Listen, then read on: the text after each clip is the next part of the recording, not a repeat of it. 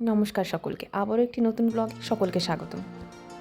মাতৃটানে অনেক দিন পর ছুটে গেলাম সব পরিবারে মিলে মায়ের দর্শনে। দক্ষিণেশ্বর কালীবাড়ি কলকাতার অদূরে গঙ্গা নদীর তীরে অবস্থিত।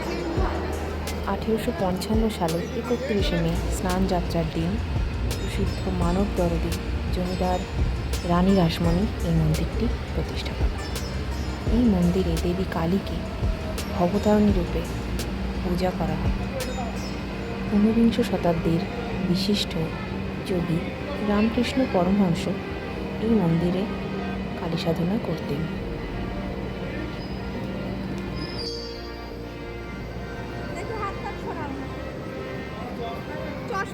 কথিত আছে রানী রাসমণি স্বপ্নাদেশ পেয়ে এই মন্দিরের প্রতিষ্ঠা করেন। মন্দির প্রতিষ্ঠাকালে রামকৃষ্ণ পরমহংসের দাদা রাজকুমার চট্টোপাধ্যায় রানীকে প্রভূত সাহায্য করেছিলেন। তিনিই ছিলেন মন্দিরের প্রথম প্রধান পুরোহিত।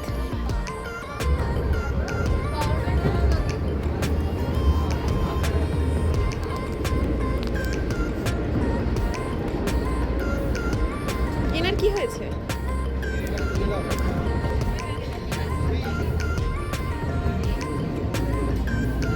1857 সালে কিশোর রামকৃষ্ণ পরমহংস এই মন্দিরের পূজার ভার গ্রহণ করেন। পরবর্তীকালে তিনি এই মন্দিরকেই তার সাধন ক্ষেত্র হিসেবেই বেছে নেন।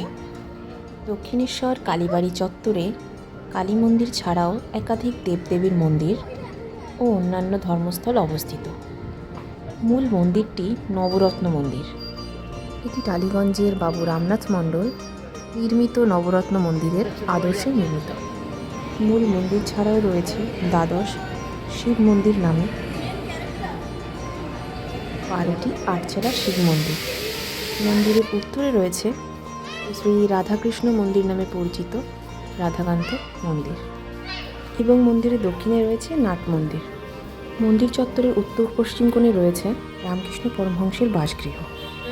মূল মন্দির চত্বরের বাইরে রয়েছে রামকৃষ্ণ এবং তার পরিবারবর্গের স্মৃতি বিজড়িত আরও কয়েকটি স্থান, যা আজ পুণ্যার্থীদের কাছে ধর্মস্থান রূপে বিবেচিত হয়।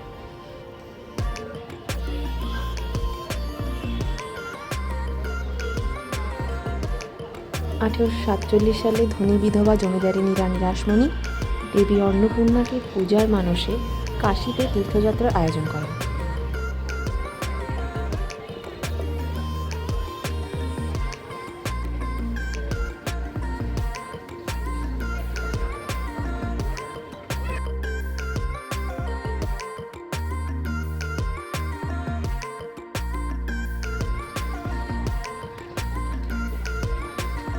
চব্বিশটি নৌকায় আত্মীয় স্বজন, দাস দাসী ও রসদ নিয়ে তিনি রওনা হন।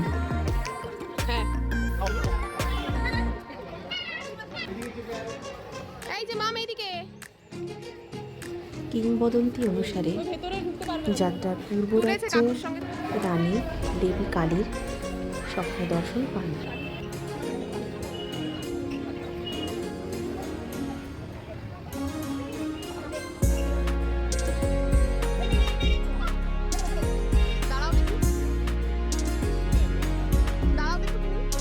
দেবী রানী রাসমণিকে বলেন, কাশী যাওয়ার প্রয়োজন নেই, গঙ্গা তীরেই একটি নয়নাভিরাম মন্দিরে মূর্তি প্রতিষ্ঠা করে পূজা করা এতে পরিণত হয়।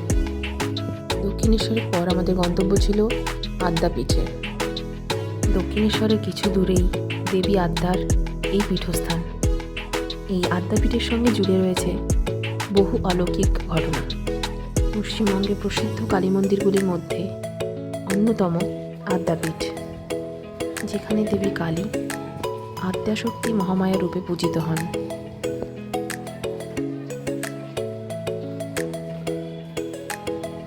মন্দিরটি প্রতিষ্ঠিত হয় রামকৃষ্ণদেবের শিষ্য শ্রী অন্নদা ঠাকুরের হাত ধরে। আদ্যাপীঠ মঠ প্রায় 27 বিঘা জমি জুড়ে অবস্থান করে। এই মন্দিরে দেবী আদ্যার মূর্তি ছাড়াও রয়েছে রাধাকৃষ্ণ ও রামকৃষ্ণের ধ্যানরত মূর্তি। মন্দিরের প্রতিষ্ঠাতা শ্রী অন্নদা ঠাকুর ছিলেন বাংলাদেশের চট্টগ্রামের বাসিন্দা। তার পৈতৃক নাম ছিল অন্নদাচরণ ভট্টাচার্য। তিনি আয়ুর্বেদ চিকিৎসক হতে চেয়েছিলেন। আদ্যাপীঠ মূলত 1915 সালে অন্নদাচরণ ভট্টাচার্যের অনুগামীদের দ্বারা প্রতিষ্ঠিত হয়। হনুমান মন্দিরটি 1967 সালে প্রতিষ্ঠিত হয়।